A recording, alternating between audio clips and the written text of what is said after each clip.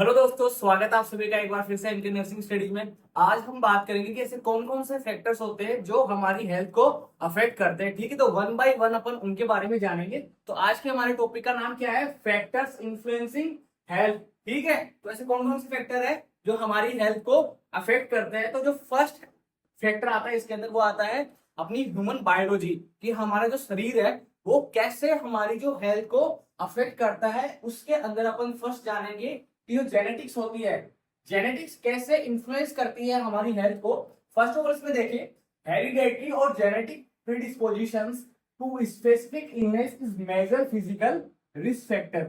मतलब कि जो भी हमारी हेरिडेटरी होती है, मतलब हमारे जो पेरेंट्स है उनसे क्या होता है कि अगर उनके अंदर कोई रिस्क था किसी भी डिजीज का, तो उसके चांसेस होते हैं कि वो उनकी ट्रेड्स में उनकी जो भी होगी, क्या उनके जीन्स आगे आगे से आगे ट्रांसफर होंगे, तो उनके साथ वो डिजीज क्या हो सकती है, उनके अंदर नेक्स्ट जनरेशन में ट्रांसफर हो सकती है। ठीक है, तो इन सबको बात का हमें ध्यान में रखना है। ठीक है, तो जो फर्स्ट अपन ने देखा जेनेटिक्स के अंदर क्या होता है कि जो भी हेल्थ होगी, अगर किसी के पेरेंट्स के अंदर कोई प्रॉब्लम है, जैसे कि एग्जाम्पल के रूप में अपन देखिए कि अगर कोई फैमिली हिस्ट्री, किसी के अंदर डायबिटीज मेलाइटिस की अगर फैमिली हिस्ट्री है, किसी के पेरेंट्स के अंदर, उसकी फैमिली के अंदर अगर डायबिटीज मेलाइटिस है, तो इसके ज्यादा चांसेस है कि वो जो नेक्स्ट जनरेशन आएगी, नेक्स्ट जनरेशन जो होगी, उसके अंदर भी क्या देखने को मिले, डायबिटीज मेलाइटिस आपको वहां पे देखने को मिले। तो ऐसे जेनेटिक फैक्टर्स जो होते हैं वो हमारी हेल्थ को, ह्यूमंस की हेल्थ को अफेक्ट करते हैं। आगे अपन बात करें एज के बारे में।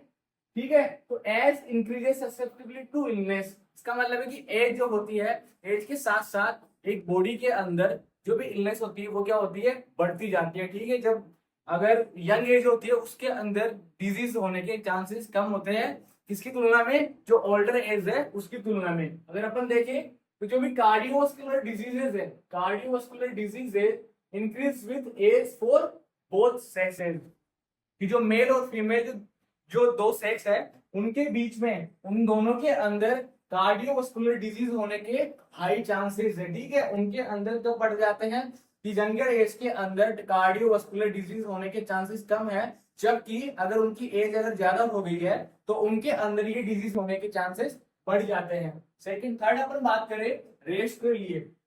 ठीक है, तो रेस कैसे अफेक्ट करती है। तो रेस भी क्या होता है कि जैसे अपन इसके अंदर एग्जांपल में जो अफ्रीकन पीपल्स होते हैं, जो अफ्रीकन लोग होते हैं, उनके अंदर ज्यादा चांस होते हैं किसका, सिकल सेल एनीमिया होने का।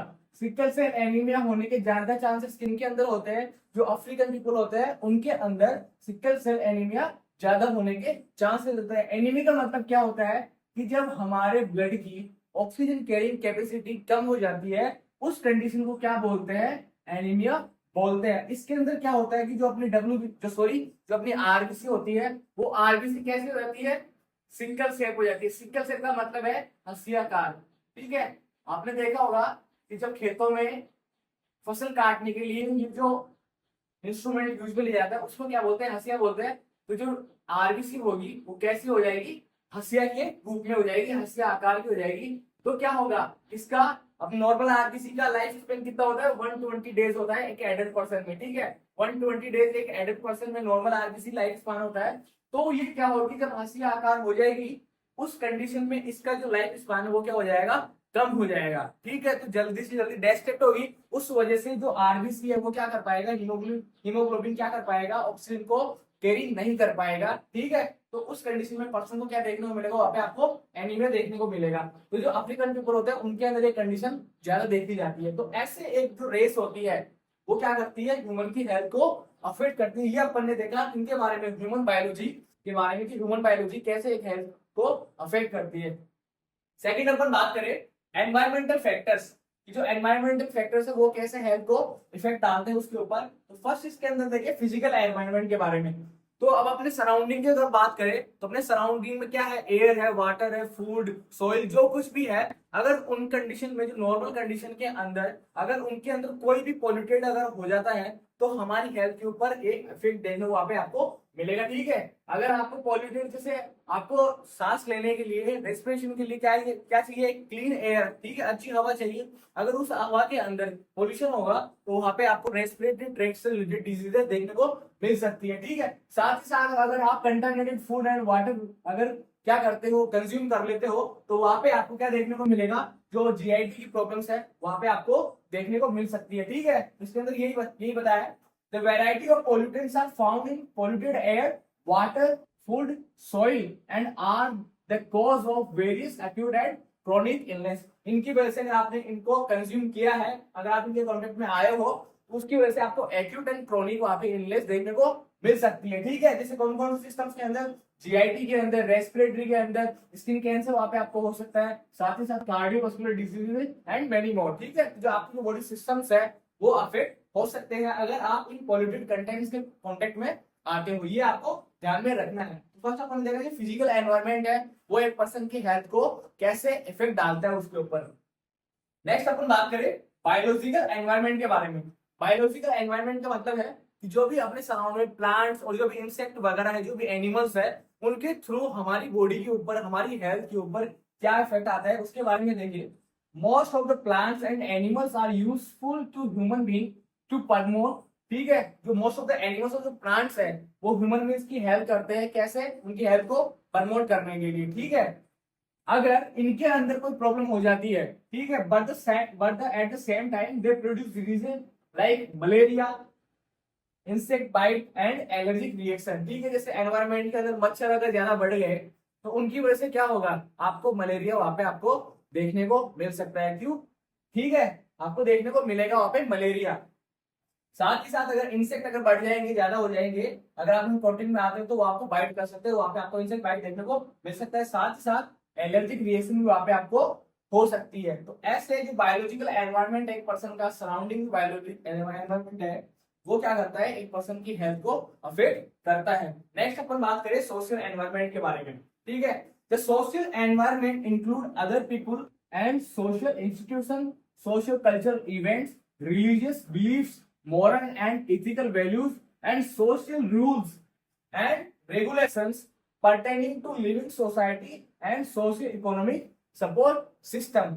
अब इस बात को अपन एक एग्जाम्पल के रूप में देखें कि कई रिलीजन्स ऐसे होते हैं, कई उनके अंदर क्या होती है, ऐसे वैल्यूज होते हैं कि जैसे अपन देखिए तो वो क्या करते हैं, शाम को 6 बजे से पहले खाना खा लेते हैं। उनकी वजह से भी उनकी हेल्थ के ऊपर आपको चेंजेस देखने को मिल सकते हैं कंपेयर टू नॉर्मल जो पीपल्स होते हैं उनके। साथ ही साथ कई ऐसे रिलीजियस होते हैं, कई ऐसे कल्चर होते हैं, ठीक है, तो वो क्या मानते हैं कि वो जैसे क्या हो गया आपका, लहसुन प्याज ये वगैरह कंज्यूम नहीं कर सकते हैं, नॉन वेज कंज्यूम नहीं करते हैं, तो वहां पे भी आपको वहां पे उसका अफेक्ट देखने को मिल सकता है। साथ ही साथ सोशल इकोनॉमिक जो कंडीशन है पर्सन की, वो भी क्या कर सकती है, हेल्थ को इफेक्ट कर सकती है। आगे अपन नेक्स्ट बात करें लाइफ स्टाइल के बारे में, तो एक पर्सन की लाइफ स्टाइल उसकी हेल्थ को कैसे अफेक्ट करती है। ठीक है, तो क्या इसके अंदर है, many activities habits and health practices and behaviours can have positive and negative effect on health. एक पर्सन की जो क्या होती है एक्टिविटीज है, डेली लिविंग एक्टिविटीज है, उसकी हैबिट्स है, वो क्या करती है, उसकी हेल्थ के ऊपर पॉजिटिव के साथ साथ नेगेटिव इफेक्ट भी डालती है। जैसे अगर कोई पर्सन रेगुलर एक्सरसाइज कर रहा है तो उसका क्या होगा, वहां पे आपको पॉजिटिव इफेक्ट देखने को मिलेगा। साथ ही साथ अगर वही पर्सन अगर लेस एक्सरसाइज कर रहा है, एक्सरसाइज नहीं करता है, उसके अंदर कोई बैड हैबिट्स है, जैसे स्मोकिंग हो गई, अल्कोहल यूज में लेता है, तो ऐसी कंडीशन में आपको उसके हेल्थ के ऊपर एग्जाम्स देखने को मिल सकते हैं। ठीक है, practices with potential negative effects are risk factor.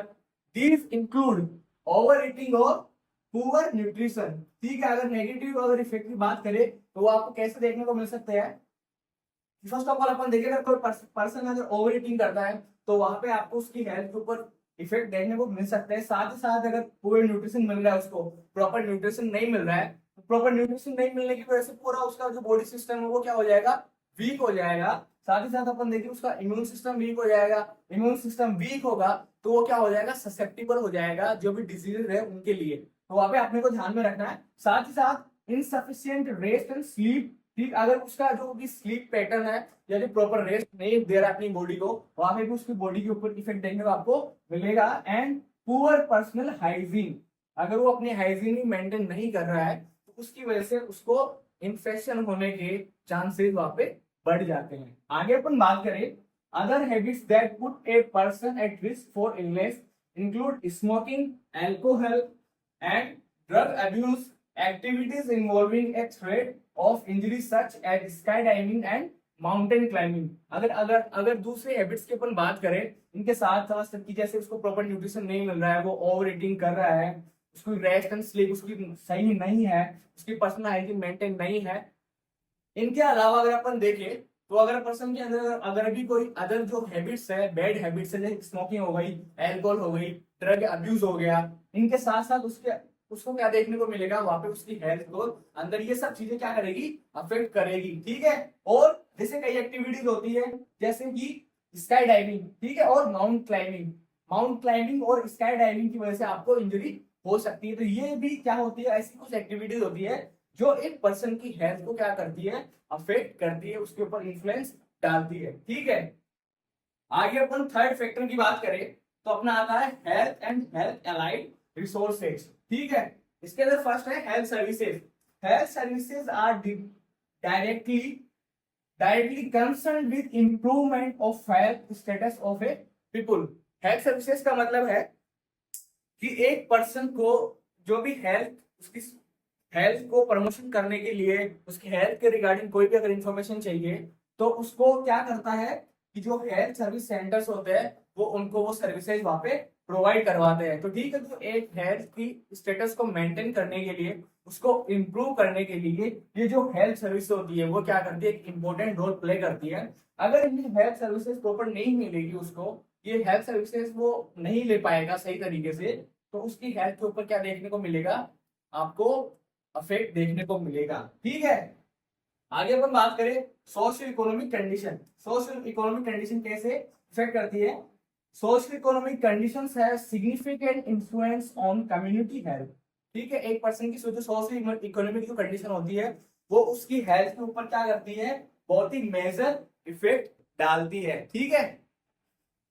तो जो उसकी कम्युनिटी के अंदर जो कम्युनिटी हेल्थ है उसके ऊपर सोशियो इकोनॉमिक स्टेटस है उसका बहुत इफेक्ट होता है। आगे से अंदर देखें इन डेवलप्ड कंट्रीज लाइक, ठीक है, जैसे डेवलप्ड कंट्रीज है, अमेरिका हो गया, यूके हो गया, इन कंट्रीज के अंदर क्या है कि इनके अंदर जो सर्विसेज दी जाती है, हेल्थ जो सोशियोइकोनॉमिक स्टेटस है लोगों का, ठीक है, वो क्या है, हाइयर है। इसकी तुलना में जो डेवलपिंग कंट्रीज है उनकी तुलना में उनका सोशियो इकोनॉमिक स्टेटस है वो अच्छा है। उसकी वजह से क्या होता है, उसकी वजह से उनको सर्विसेज अच्छी मिल पाती है, उनकी जो भी हेल्थ केयर फैसिलिटीज है वो क्या है, अच्छी है वहां पे।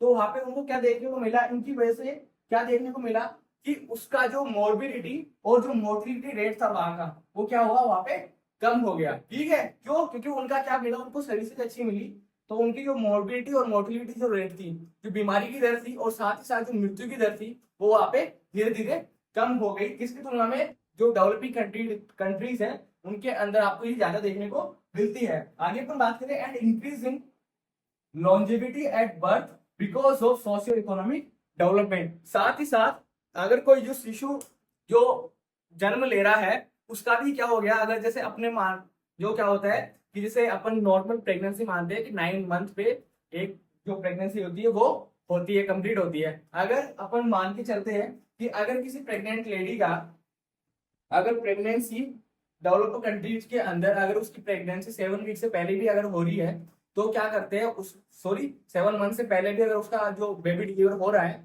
तो उसको बचाने के चांसेस वहां पे ज्यादा है क्योंकि वहां पे फैसिलिटीज ज्यादा है। ठीक है। साथ किसकी तुलना में? डेवलपिंग कंट्रीज की तुलना में। तो ये आपको उसकी जो जो बेबी बर्थ हुआ है उसके जीने के चांसेस क्या हो गए, बढ़ गए। तो ऐसे जो सोशल इकोनॉमिक कंडीशन है, सोशल जो इकोनॉमिक स्टेटस है, वो ऐसे एक पर्सन की हेल्थ को इन्फ्लुएंस करता है। ठीक है। अगर उसके पास सोशल इकोनॉमिक उसकी इकोनॉमिकल स्टेटस अगर अच्छा होगा तो वो क्या कर पाएगा, अच्छी से अच्छी सर्विसेज ले पाएगा वहां पे। आगे अपन बात करें पॉलिटिकल सिस्टम के बारे में।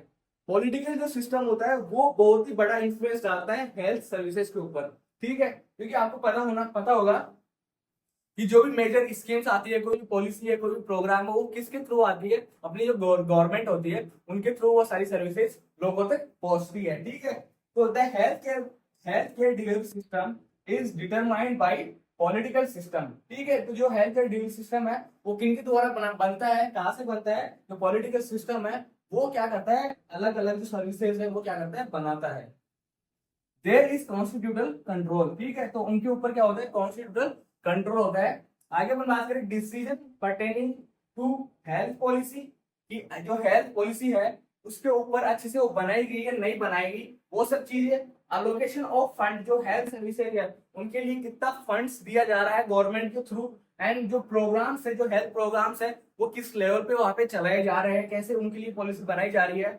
और जो मैन पावर डेवलपमेंट है, उनके लिए जो भी हेल्थ सर्विसेज आप प्रोवाइड कराओगे तो उनके लिए आपको मैन पावर चाहिए। तो जो मैन पावर है वो डेवलप किया जा रहा है कि नहीं किया जा रहा, उनके पास है कि नहीं मैन पावर। साथ ही साथ आपके पास इंफ्रास्ट्रक्चर ऐसी है और जो नई नई हेल्थ टेक्नोलॉजीज है और उनको डिलीवर करने का जो हेल्थ सर्विसेज का सिस्टम है वो गवर्नमेंट ने कैसा बनाया है, ये सब कुछ क्या करते हैं, एक पर्सन की हेल्थ को इफेक्ट करते हैं। ठीक है, क्योंकि गवर्नमेंट ही सब कुछ क्या करती है, जो सप्लाईज है, जो भी मैन पावर डेवलपमेंट है, जो भी इंफ्रास्ट्रक्चर है, वो किनके अंडर आता है, कौन बनाता है इन सबको, कौन डिलीवर करता है, कौन करेगा, गवर्नमेंट करेगी। तो ठीक है, तो जो गवर्नमेंट ये सब कुछ सर्विसेज प्रोवाइड करवाती है प्रॉपर रूप से, तो एक जो पर्सन की हेल्थ है वो धीरे धीरे बेटरमेंट की तरफ जाती है। तो ये हमारा पॉइंट था कि ऐसे कौन कौन से फैक्टर्स हैं जो हमारी हेल्थ को इन्फ्लुएंस करते हैं, उसके ऊपर इफेक्ट डालते हैं। अपन ने इसके अंदर ये 3 पॉइंट देखा।